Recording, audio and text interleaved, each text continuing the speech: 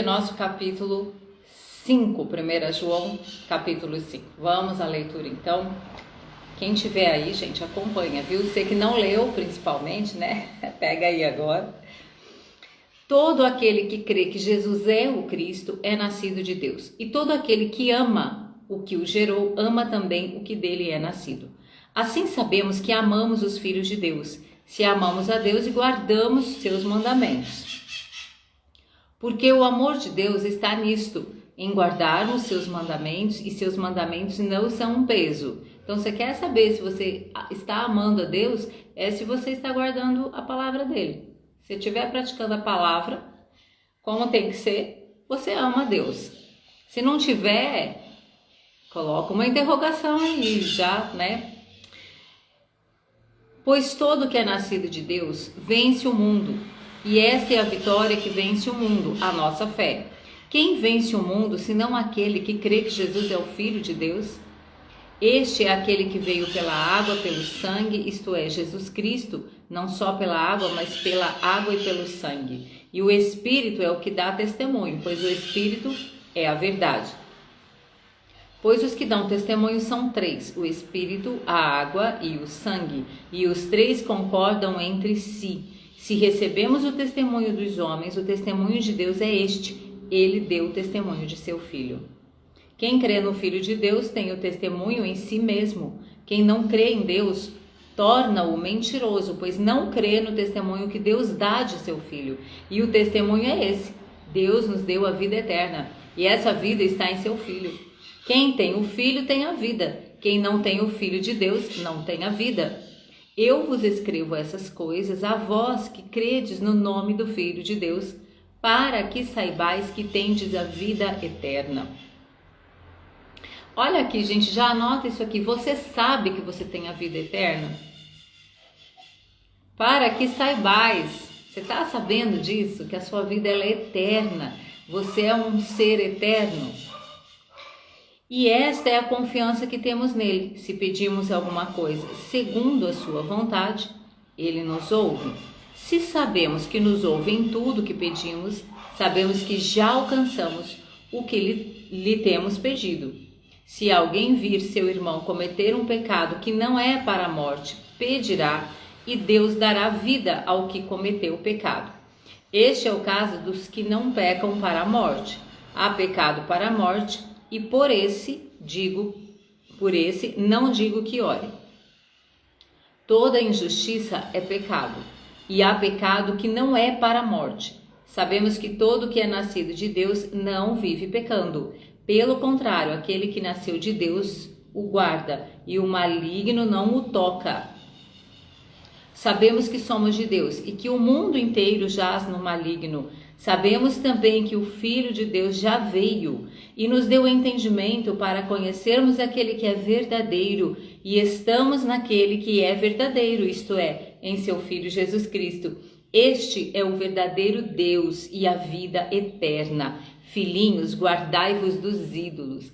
É muito interessante que ele termina essa carta, né, dizendo isso: guardai-vos dos ídolos. Então, João ele vai escrevendo sobre o amor de Deus, sobre a necessidade, não, a importância, né, de nós amarmos a Deus, amarmos o irmão, amarmos os nossos semelhantes. Ele vai explicando que Jesus veio em carne, sim, que ele não veio aqui apenas como um espírito, né? Ele se manifestou em carne, encarnou, viveu entre nós, tabernaculou entre nós. E aqui ele vai dizendo que quem crê no Filho, então esse é o que tem a vida, esse é o que crê em Deus e tem a vida eterna. E quem crê e quem ama a Deus não vive pecando. E aqui ele fala, e estamos naquele que é verdadeiro. Então, por tudo isso, guardai-vos dos ídolos. A gente já falou sobre algumas lives atrás, nós falamos sobre os ídolos, né? Sobre idolatria. É interessante porque na igreja evangélica, às vezes a gente tem um pensamento que nós não somos idólatras, porque a gente não tem imagens. Mas ídolos não são só imagens, né? São coisas que se erguem dentro do nosso coração e que tomam o lugar central do nosso coração, que senta no trono, né? Senta naquela cadeira principal do nosso coração e governa a nossa vida. Então, você mesmo pode ser o seu ídolo, quando você só quer ser feliz na vida. Então, você faz tudo pela sua felicidade. A sua opinião é a que importa. O dinheiro pode ser o seu ídolo. Uma pessoa, seu marido pode ser seu ídolo. Às vezes você desobedece a Deus para agradar seu marido, desobedece a Deus para agradar seus filhos. Ídolos. Então, e lá, né, quando Deus traz os 10 mandamentos, o primeiro mandamento é somente ao Senhor. Você vai adorar somente Ele, é Deus. Não te dobrarás a nenhuma outra coisa, nenhuma forma, né, da natureza, seja sol, seja astro, seja o que for. Então, guardai-vos dos ídolos. Mas eu quero chamar a atenção de vocês para a gente conversar um pouco sobre o versículo 18, que diz, no final, o maligno não o toca. Olha, o apóstolo João, ele está dizendo assim que quem ama Deus guarda os seus mandamentos. Quem crê em Jesus, né, e vive pela sua palavra, o maligno não o toca. Essa é uma declaração para você abraçar hoje. O maligno não pode tocar você. Então a Aparecida estava aí contando, né, uma questão aí de orar lá onde tem outras pessoas que não têm a mesma fé, que não têm a mesma prática, mas nada pode tocar. Nada pode tocar, nenhuma conversa, nenhuma crítica, nenhum olhar de julgamento pode nos tocar. Por quê?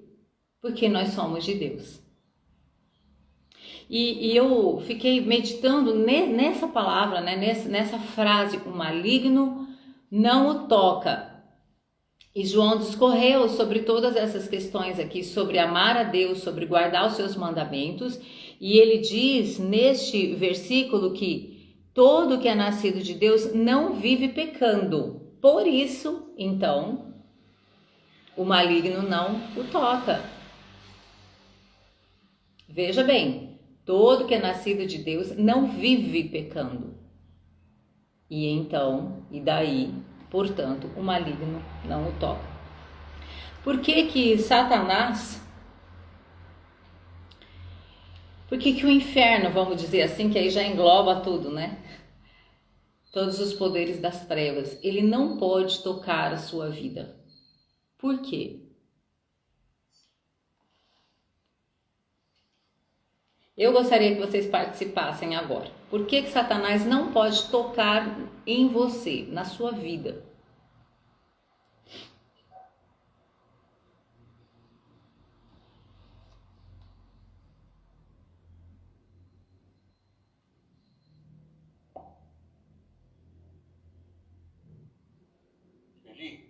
Oi. Eu diria assim, nós temos que ter convicção de que nós somos, que Jesus Cristo é o Senhor da nossa vida e o nosso Salvador. O diabo vem para matar, roubar e destruir, nos condenar, nos colocar para baixo. E Jesus já nos perdoou todos os pecados. Deus não tinha mais acesso aos homens e ele providenciou um meio. E esse meio foi dar o próprio Filho, Jesus Cristo. Então, quando Jesus Cristo ele está lá passa pelo Calvário e vai, né, no Gólgota lá, ele se deu por nós. Então, esse sacrifício humano, sobrenatural e extra-humano, com que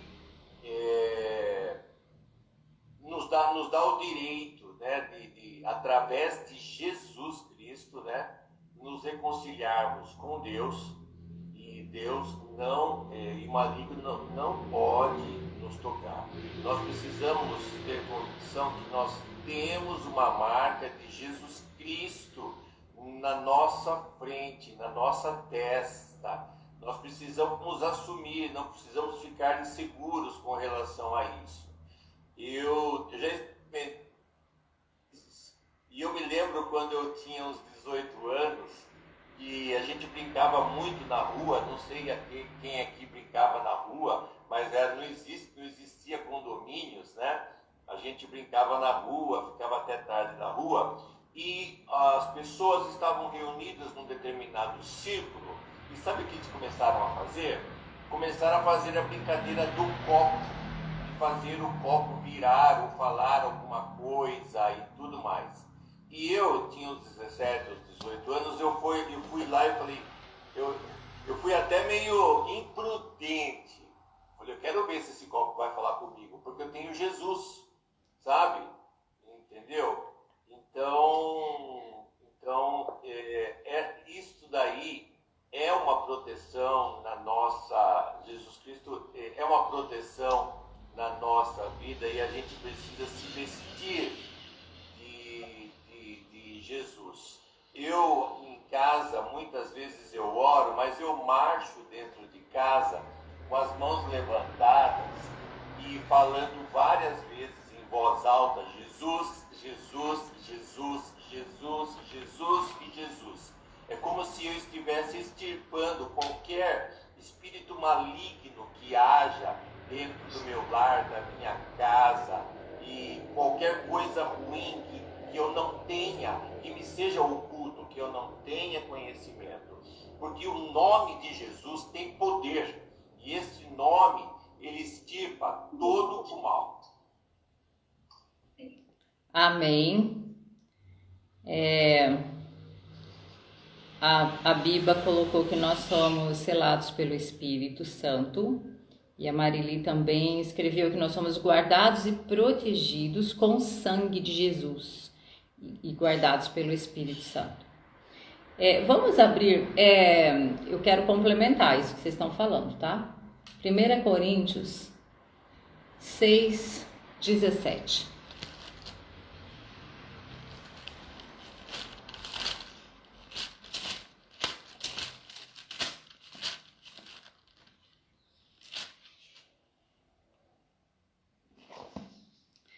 Mas quem se une ao Senhor é um espírito com Ele. Como que a gente se une, né, a Deus? Porque antes, Paulo está falando de um assunto aqui, que a gente precisa cuidar do nosso corpo, a gente precisa prestar atenção sobre o nosso estilo de vida. E ele está falando do nosso corpo, que a gente precisa cuidar do nosso corpo de uma forma integral, porque nós somos corpo de Cristo.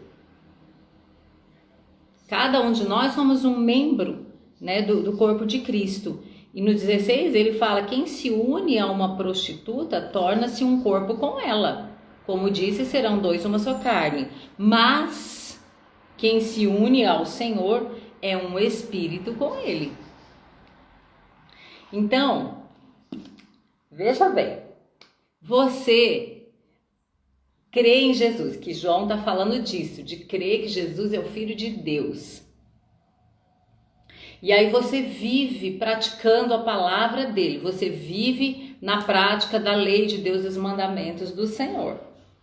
Então você se uniu a Deus, você é um espírito com Deus. O teu espírito se torna um espírito com o Senhor. O que é isso? É um casamento. Nós somos unidos a Cristo.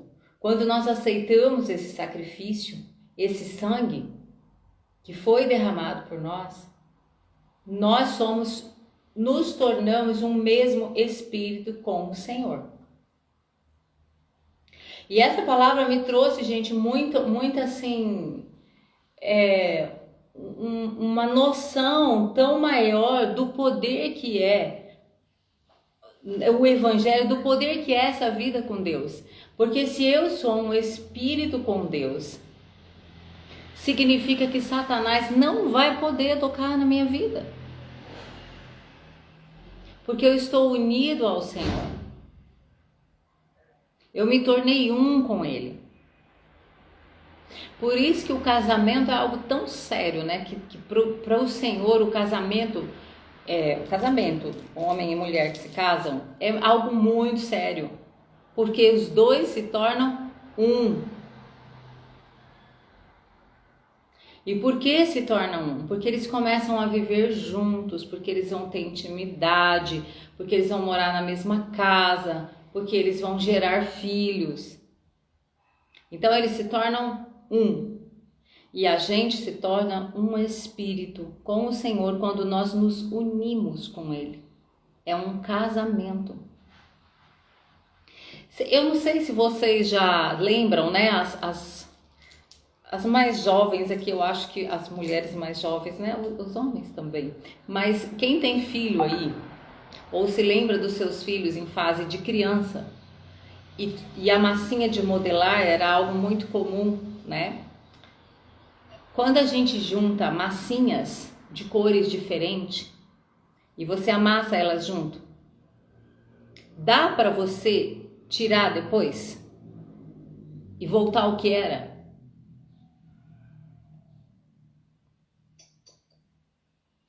Assim é o casamento, né? Você se une, não dá, gente. Se você for tentar tirar, fica tudo despedaçado. Então, quando Satanás olha para você, ele vê que você tá lá, ó, assim, no meio de Deus, no meio do Espírito de Deus, como duas massinhas de modelar, que não é possível discernir onde termina uma cor e começa a outra. Essa palavra causa uma confusão em Satanás. Nossa, e agora? Será que é Cristo ou será que é o Marcos? Será que é o espírito do Marcos ou é o espírito de Cristo? Porque os dois estão unidos. Por isso que o maligno não pode nos tocar.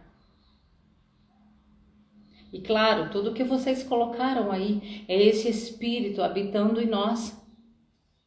Nesse mesmo capítulo aqui de 1 Coríntios, o versículo 19, diz assim: ou não sabeis que o vosso corpo é santuário do Espírito Santo, que habita em vós, o qual tendes da parte de Deus, e não sois de vós mesmos? Olha, gente, outra declaração. Você não é de você mesmo. Você é de Deus.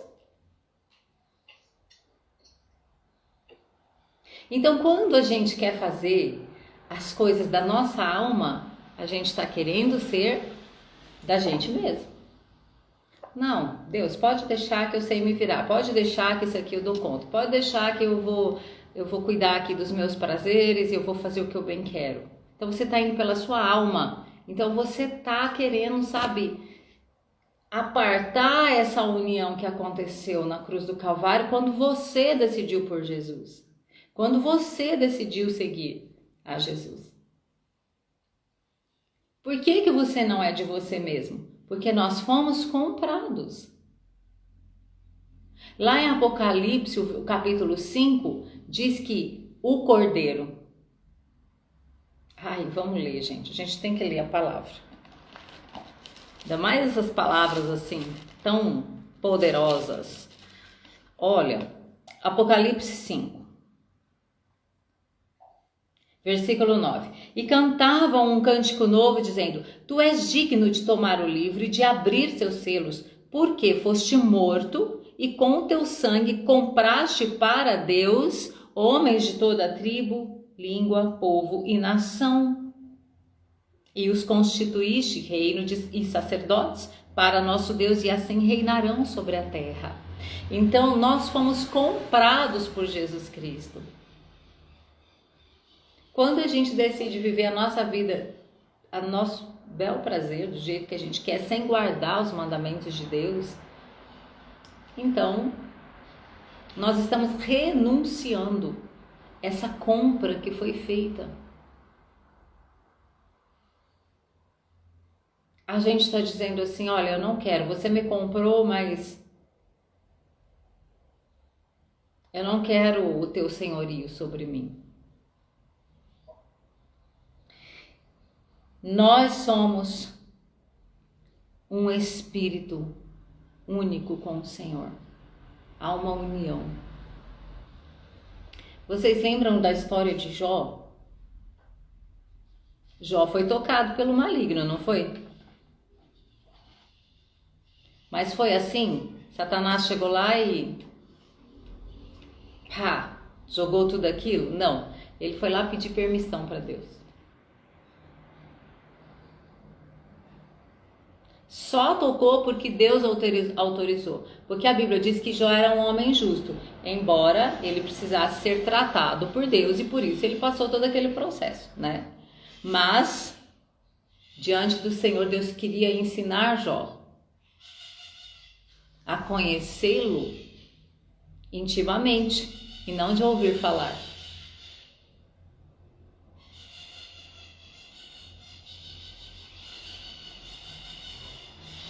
Então o maligno tocou em Jó somente com a autorização de Deus. Aí você vai falar assim, nossa, então se Deus autorizar, o diabo pode tocar na minha vida.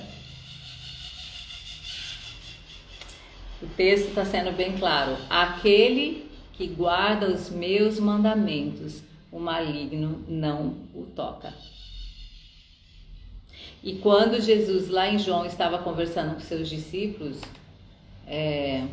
João, não sei se é 11, 12, 14, por ali, ele diz assim, aquele que me ama guardará os meus mandamentos. E aquele que guardar os meus mandamentos, nós viremos a ele e faremos nele morada. Então, o maligno não pode nos tocar, porque nós somos comprados, nós pertencemos a Deus. Agora, essa palavra espírito, é o mesmo espírito como o Senhor, ela tem vários sinônimos, né, para traduzir essa palavra no original. Aqui no grego, né, mas o espírito é uma palavra que vem lá do Éden. Quando Deus soprou o seu espírito no homem, foi que o homem se tornou alma vivente, não foi isso? O Senhor fez o boneco do pó da terra. Tava lá o bonequinho, bonitinho, com a sobrancelha, com os olhos, com o cabelo. Aí ele sopra do seu espírito dentro deste boneco, e a Bíblia diz que então o homem se tornou uma alma vivente. O que quer dizer isso? Que aquele boneco ganhou vida, ele começou a se mover, ele começou a se mexer, o olho começou a piscar, os braços começaram a se mover, ele começou a andar, mexer a cabeça, olhar. Tudo começou a funcionar quando Deus sopra o seu espírito.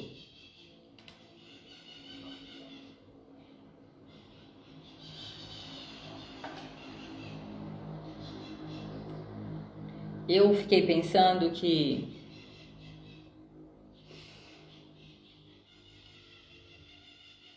nós precisamos preservar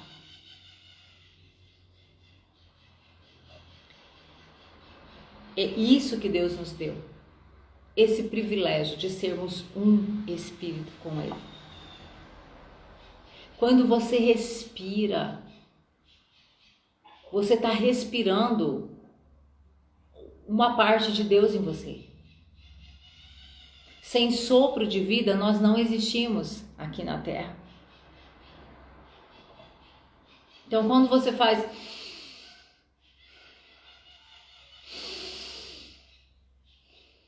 Faz aí, gente. Vamos respirar um pouco. Vamos ter consciência de que a gente respira. Sente esse movimento do ar entrando em você. Isso só acontece porque o sopro de Deus foi colocado em você. Quando seu coraçãozinho começou a bater lá, quando você foi formado na barriga da mãe, então veio o sopro de Deus em você.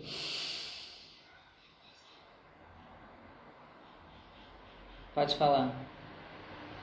Quando uma criança nasce, os médicos costumam dar um tapinha na bunda para forçar a respiração, porque até então ele estava dentro do útero da mãe.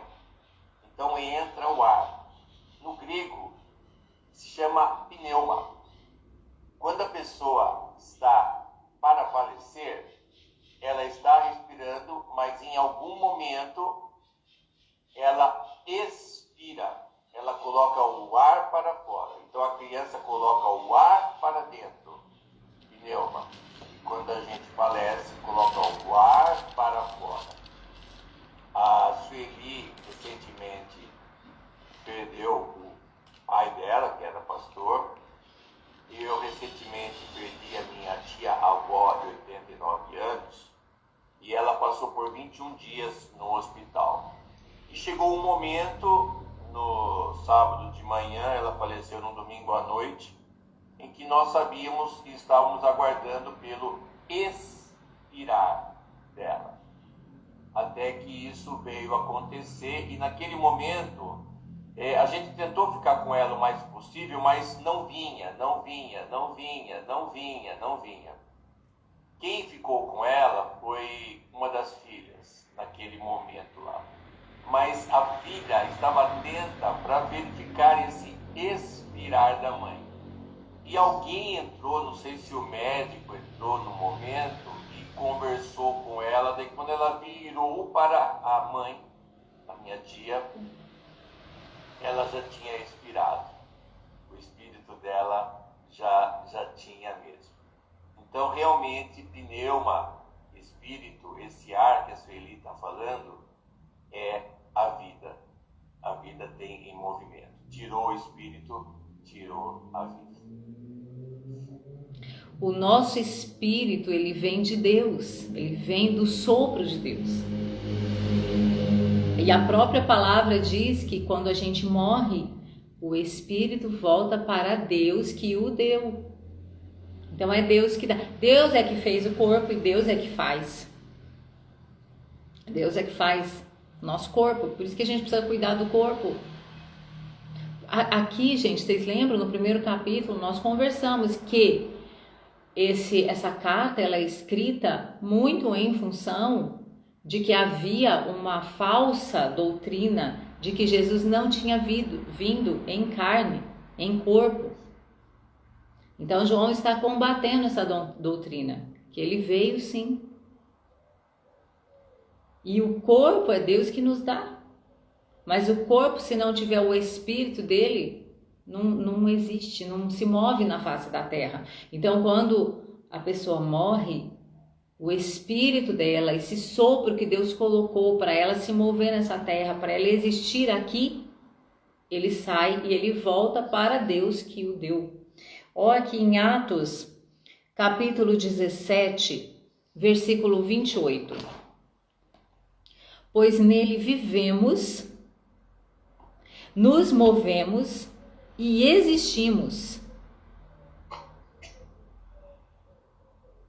É no Senhor que nós vivemos. Por isso que a pessoa, quando ela não crê em Jesus, o espírito dela não é ressuscitado, não vive. Então ela vive com a alma dela.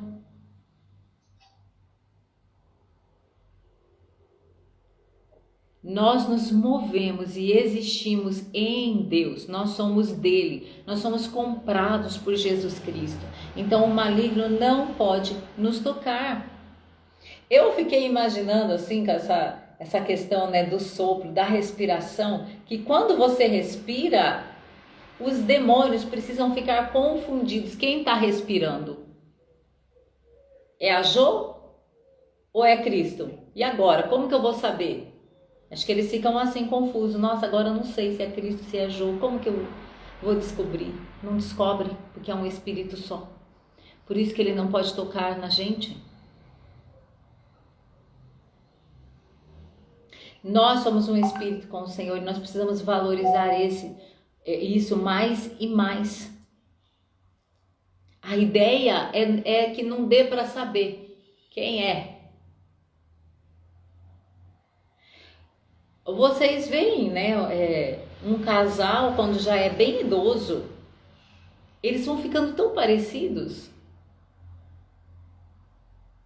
Quando vivem bem, né, gente? Eles vão ficando parecidos. Estou aguardando José Antônio ficar de olho puxado, viu, Sueli?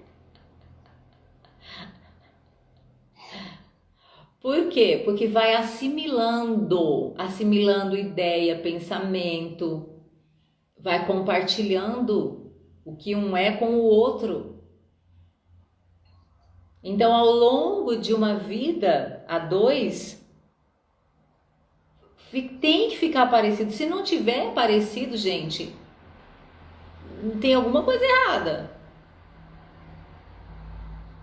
Tem alguma coisa errada, né? Então, os casais aí, presta atenção nisso.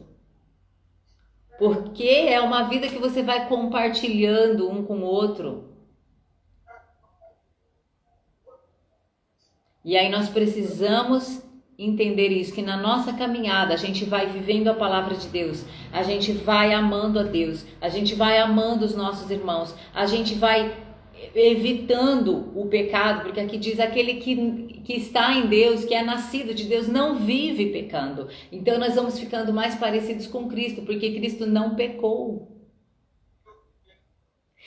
O Senhor Jesus Cristo, ele viveu nessa terra como homem, ele comia, ele bebia, ele tinha um corpo que precisava dormir, que precisava tomar água, que precisava tudo que um corpo humano precisa. Mas ele não pecou.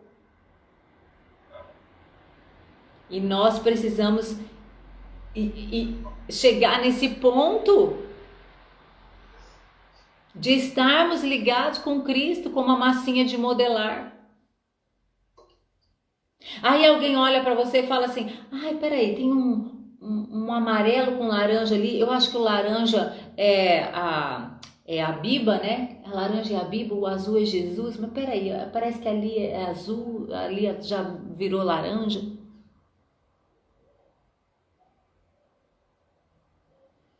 Não é maravilhoso isso, gente? Eu fiquei muito impactada com essa palavra. Muito. Então, o boneco que Deus forma com as suas mãos, ele recebe o sopro. E aí ele começa a se mover. Por isso que Paulo aqui está dando esse discurso em Atos, e ele fala: nele nos movemos e existimos, porque o homem se tornou alma vivente com o sopro de Deus. Você já viu uma pessoa quando se afoga e ela desmaia, assim, ela perde os sentidos? E aí vai alguém e fica tentando ali reanimar. Aí quando essa pessoa é reanimada, o que acontece? Ela... Não é isso? O ar veio, o ar voltou, porque o outro soprou ar dentro dela. Assim estávamos nós longe do Senhor, como se a gente tivesse sido afogado pelo pecado. E aí quando o outro vem, que o outro é Jesus Cristo, o Filho de Deus, ele sopra dentro de nós e o Espírito volta a viver. E aquilo que estava fazendo a gente afogar, que é o pecado, sai para fora. A água da pessoa que estava ali se afogando, né, que se afogou, ela é, como fala? Ela espirra. Não é assim que acontece? Quando Jesus sopra em nós o seu Espírito, o pecado espirra de nós. E o Espírito volta a viver. E aí aquela pessoa, ela pode se levantar e falar: tá tudo bem agora. E ela começa a se mover. É assim que a gente estava. Afogados no pecado. E Jesus Cristo nos devolveu essa vida. O último capítulo de Mateus, se eu não estiver enganada, diz: Jesus vai encontrar com os discípulos e ele dá ali uma palavra de edificação. E diz o texto que Jesus soprou nos discípulos o seu Espírito. Mas eles já não eram vivos, gente viva? Era, mas agora o Espírito deles renasceu. Agora eles estão nascidos de novo e vão começar a viver pelo Espírito de Deus. Nós precisamos nos mover pelo Espírito, então existimos nele. Quando a gente não se move pelo Espírito, é preciso desconfiar que talvez você não esteja se movendo em Deus. E aí, se estamos nele, o maligno não pode tocar em Jesus. Lembra aquele texto que quando Jesus chega para libertar um endemoniado? Tá lá em Marcos, eu não anotei aqui. Eu acho, gente, que é Marcos, início de Marcos, talvez ali pelo capítulo, acho que é o capítulo 5. Jesus atravessa o mar e vai lá na terra dos Gadarenos. Chega lá, o que acontece com aquele homem endemoniado? Ele se prostra diante de Jesus. Ele se dobra. Agora vamos pensar aqui nós, né? Com a nossa pequena cabecinha. Se Jesus, vivendo aqui na terra como homem, os demônios se dobravam diante dele, o que é depois que ele venceu a morte? Que ele se apresenta para João lá em Apocalipse e diz: eu sou o que foi morto. Eu fui morto, mas eu revivi e tenho nas minhas mãos a chave da morte e do inferno. Eu venci a morte. O que é, gente, o poder depois da cruz? Se antes da cruz todo o inferno se dobrava diante dele, claro, reconhecia que ele era o Filho de Deus. Muitos não reconheciam. Muitos não percebiam que ele realmente era o Filho de Deus, era o Messias. Muitos não aceitaram e ainda hoje não o aceitam. Agora você imagine depois da cruz, depois que ele ressuscitou, que ele venceu todas as estruturas humanas e espirituais e ressuscitou. Qual é esse poder? É o poder que está em você. Então Satanás, ele não pode tocar você. Aí você pode pensar assim: nossa, mas eu tenho sofrido tanto ataque, ou aconteceu isso e aquilo, e eu senti esse ataque maligno na minha vida. Muitas vezes a gente sente a pressão. É como assim, a gente estar nós estamos posicionados, né, num lugar. Por exemplo, eu estou aqui nessa sala e lá fora está uma grande tempestade. E vamos pensar que a minha janela ela seja algo assim de um material um pouco mais maleável. Então, o vento da tempestade vai fazer com que a minha janela se movimente. A tempestade não vai entrar. Mas eu estou percebendo que existe uma pressão do lado de fora. Então, às vezes a gente até percebe, a gente meio que sente assim essa pressão que vem, né? E Paulo também fala sobre isso. Quantas vezes nós somos pressionados, mas nunca derrubados, nunca destruídos. Por quê? Porque o maligno não pode nos tocar. Ele faz muito barulho, mas não pode nos tocar. Porque nós estamos nessa, né? Como se essa sala aqui é Cristo, eu estou guardada nele.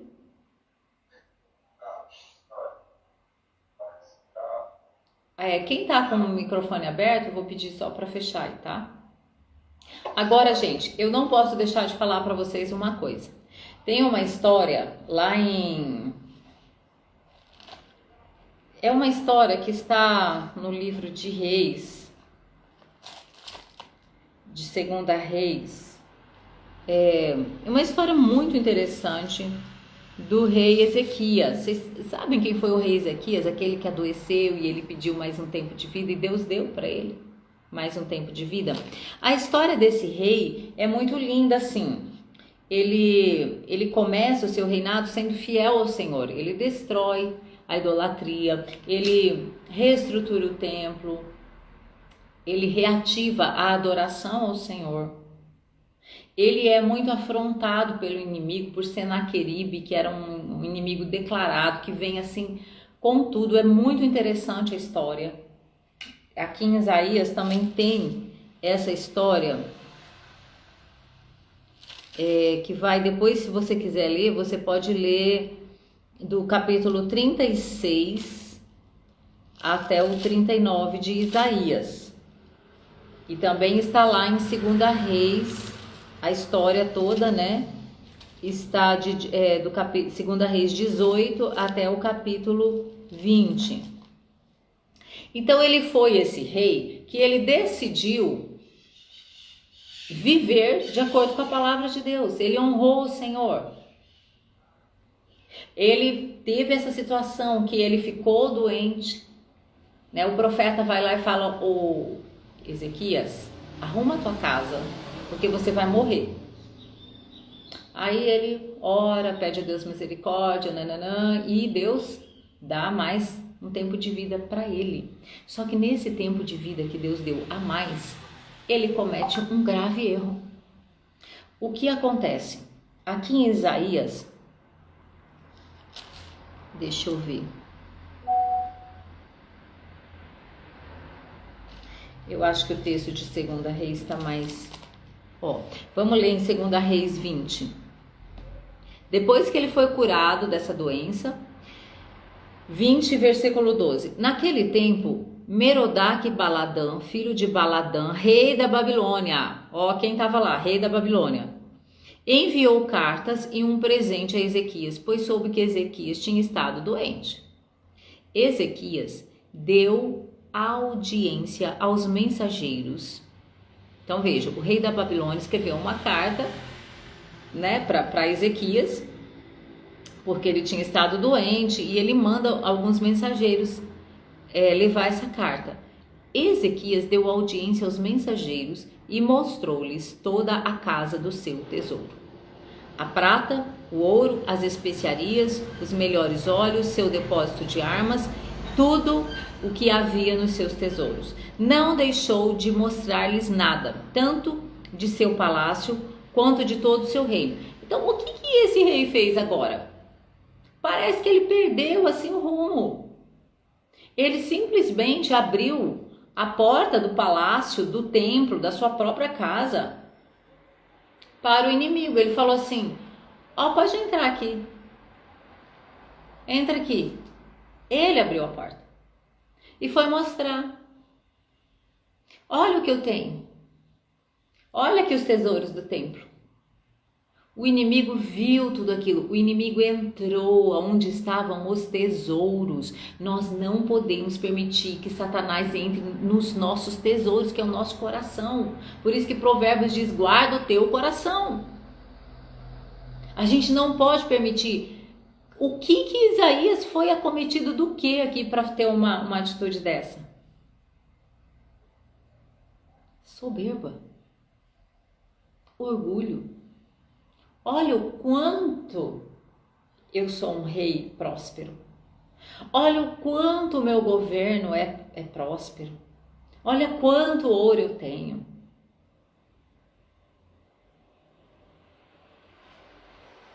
E aí, o que aconteceu aqui?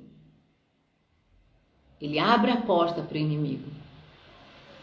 Então ele permite que o inimigo tenha acesso ao seu interior, as coisas que estavam escondidas, as coisas que eram para louvor de Deus, as coisas que pertenciam à nação. Eu só vou terminar aqui, Marcos, e aí você fala, tá? Versículo 14. Então o profeta Isaías foi ao rei Ezequias e lhe perguntou: que disseram aqueles homens e de onde eles vieram? Quer dizer, quem são essas pessoas que entraram aí? Aí ele disse: vieram de um país muito distante. E o profeta perguntou: o que eles viram em teu palácio? Ezequias respondeu: viram tudo o que há no meu palácio. Não deixei de mostrar nada dos meus tesouros. Então Isaías disse a Ezequias: ouve a palavra do Senhor. Dias virão em que tudo que tens em teu palácio será levado para onde? Para a Babilônia. Porque quem estava ali? A Babilônia, os enviados da Babilônia. Então às vezes a gente abre a porta para o inferno. Aí o inferno vem e leva os nossos tesouros para o inferno. Tudo que tem em teu palácio será levado para a Babilônia. Todas as riquezas que os teus antecessores acumularam até o dia de hoje, nada restará, diz o Senhor. Bom, se você ler, teria outros ensinamentos aqui muito poderosos, né? Mas não é o foco também do nosso, do nosso texto, né? Se você ler lá em Isaías 39 também, o texto é parecido, tá? Gente, o que eu tô querendo dizer para vocês? O que a palavra está nos dizendo? Nós lemos ali em João, em 1 João 5, que aquele que ama a Deus guarda os seus mandamentos. Nesse caso, Ezequias abriu e permitiu que o inimigo roubasse o tesouro dele. Neste caso, nós estamos abrindo a porta para que o maligno possa nos tocar. Então, eu entendo que quando a gente, por exemplo, aqui, né, eu falei para vocês, o orgulho, a arrogância, querer mostrar, sendo que quem deu o poder foi Deus. Quando nós nos conectamos com algum tipo de pecado, por exemplo, o orgulho, nós estamos abrindo portas. Quando a gente se conecta com a mentira, nós estamos abrindo portas. E aí a palavra da verdade pode ser roubada do nosso coração. Os tesouros que nós recebemos de Deus podem ser roubados.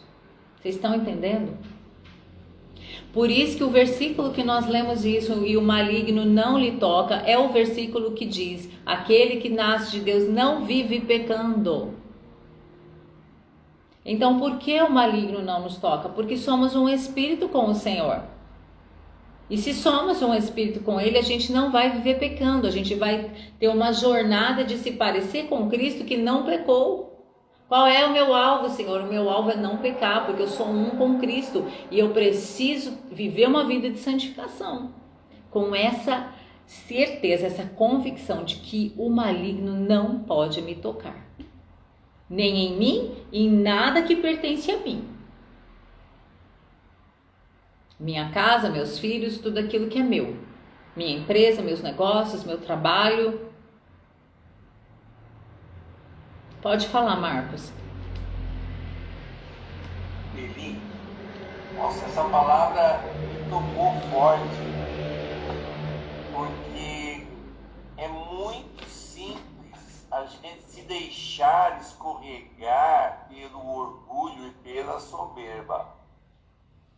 E quando você falou de Ezequias, nossa, na hora me veio o Instagram na cabeça. Porque a gente vê que o Instagram, as pessoas fazem questão de mostrar que são absolutamente felizes e que estão numa determinada vida. E olha, quem contrata profissionais hoje em determinadas empresas, o Instagram é prato cheio para você dar uma olhada qual é o perfil da pessoa. Então você se mostrar muito é deixar as coisas assim, né? Tem até uma música antiga, né? Da Renascer Praise, né? No terreno do inimigo, entendeu? Então nós temos que, ou seja, essa palavra é muito atual, para que a gente não fique mostrando os nossos tesouros, não fique, ou seja, na vala comum das pessoas em querer, entendeu? Passar. E é soberba, e é orgulho, e é coisa que quer ostentar para os outros e que não leva a nada mesmo. Então, é interessante, gente, isso que o Marcos está falando, porque parece bobeira você postar as coisas na rede social. Mas às vezes, eu não sei, eu vou arriscar dizer, né? Vou arriscar falar que eu acho que a maioria das vezes que você posta coisas para mostrar onde você está comendo, onde você está viajando, será que a motivação não é isso? Não é essa ostentação, é você mostrar que você pode, que você tem, que você foi, né? Será que não é essa a motivação? Porque é isso que Deus vê. Você pode postar o que você quiser, não tem problema. Mas qual é a motivação do seu coração?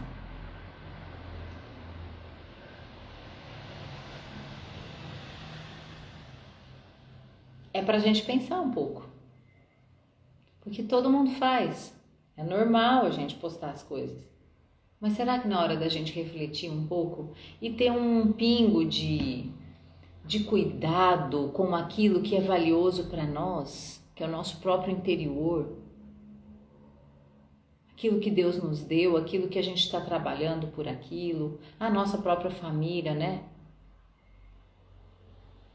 Então fica hoje essa dica para que a gente reveja as motivações do nosso coração, porque Isaías foi pego aí. Ezequias. Ele abriu a sua casa para os mensageiros da Babilônia e depois a gente vê o povo de Israel escravizado na Babilônia.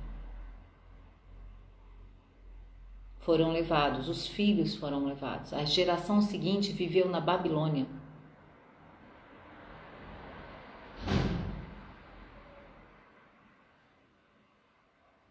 Nós precisamos guardar as portas da nossa vida, as portas da nossa mente, do nosso coração. Precisamos guardar as portas da nossa casa. Será que alguma coisa que a gente está fazendo não está expondo a nossa família? Não está abrindo para que depois os nossos filhos sejam capturados? E eu e você, que é pai e mãe, sabe o quanto nos custa assim,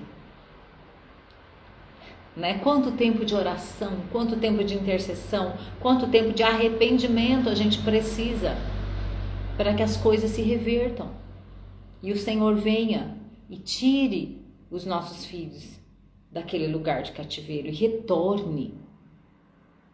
O reino de Deus seja estabelecido novamente na nossa casa e o governo de Deus seja estabelecido. Então, meus amados, o maligno não pode tocar você, o maligno não pode tocar os seus filhos, mas é preciso um posicionamento. Quando você se posiciona de uma forma de acordo com a vontade de Deus, tudo que está ao seu redor é afetado. Se você se posiciona diferente, de acordo com a sua própria vontade, o que você acha, ou de acordo com o mundo. Quando eu falo mundo, é o sistema mundano. Quando você se posiciona desse jeito, também as pessoas que estão ao seu redor vão ser afetadas por esse seu posicionamento. Isso é muito poderoso. Você pode prestar atenção. Você está aí no seu trabalho, você está ali, né? Tem uma série de pessoas que trabalham ali com você e você decide não mentir. Por nada você mente. E em muitas situações, vão ser situações que você vai sofrer essa prova, né? De querer mentir. Ou de vir algo onde você tenha que mentir. E você se posiciona, eu não vou mentir. E as pessoas que estão vendo isso, o que vai acontecer com elas? Elas vão entender. E elas vão, no mínimo, prestar atenção que você não mente. Então elas estão sendo afetadas por um comportamento seu. Se você decide amar, perdoar aquele que está te ofendendo, as pessoas que estão ao seu redor, elas vão ser afetadas. Elas vão lembrar sempre disso. E toda vez que elas tiverem uma situação onde elas precisam perdoar, onde elas são ofendidas, Elas podem até nem perdoar, mas elas vão lembrar de você. Agora, dentro da nossa casa há um poder, gente. Há um poder no nosso posicionamento. A nossa família, ela pode ser alcançada por uma posição sua de vida com Deus, de viver a palavra, de amar a Deus sobre todas as coisas, de amar a sua família, amar o seu próximo. E a sua família vai ser impactada com isso. É um posicionamento. Amém? Vamos orar? Pai, muito obrigada, Senhor, por esta manhã. Obrigada porque nós tivemos a oportunidade de estarmos juntos mais uma vez. Obrigada pelo teu amor, Senhor, e por o Senhor ter nos encontrado e nos dado a vida. O Senhor nos tirou de um lugar onde nós estávamos mortos e soprou em nós o teu espírito de vida. E como aquele vale de ossos secos, Senhor, quantos de nós estávamos como aqueles ossos? Mas a profecia, a palavra, que é Jesus Cristo, que veio à terra, soprou em nós o Espírito novamente, através da cruz do Calvário. Nós podemos receber esse Espírito de vida. E agora nós nos levantamos, não ficamos mais como ossos mortos, ressequidos, mas ganhamos a tua vida, ganhamos dos teus músculos, ganhamos dos teus nervos, da tua pele, Jesus. E nós te agradecemos por isso. Obrigada por soprar em nós o teu Espírito. Senhor, obrigado porque estamos protegidos em Ti, o maligno não pode nos tocar. Que nós possamos honrar, Senhor, essa verdade. Que nós possamos honrar o fato de sermos unidos com o Senhor em um só Espírito. E por causa disso nós somos guardados. Ajuda-nos, Pai, a mantermos essa posição na nossa casa, a guardarmos o nosso coração, a guardarmos as portas da nossa família, para que Satanás não possa nos tocar. Nós estamos vendo, Senhor, o mundo com tantas coisas acontecendo e parece que tudo vai explodir. Mas nós sabemos que na nossa casa haverá paz, que na nossa casa há segurança, que na nossa casa é o lugar onde os rios de Deus estão correndo e onde a presença do Senhor nos protege, nos guarda. E nós queremos viver isso, Senhor, todos os dias. Pai, se nós pecamos em alguma coisa, se há algum pecado em nós, que nós não nos demos conta, por favor, perdoa-nos. Traga em nós a lembrança, gera em nós o arrependimento devido, para que a gente possa deixar e viver com Cristo cada dia mais parecido com o Senhor Jesus, cada dia mais longe do pecado, cada dia mais apegado ao Senhor, cada dia, Pai, como esse exemplo que a gente falou, mais misturado com o Teu Espírito, Senhor, e que Satanás não saiba discernir. Oh, Pai, muito obrigado, Senhor, que cada um aqui seja envolvido nessa proteção, que cada um aqui, meu Deus, tenha esse envelopamento, ó Deus, de estar guardado por Ti. Em nome de Jesus, Senhor, nós te agradecemos. Amém.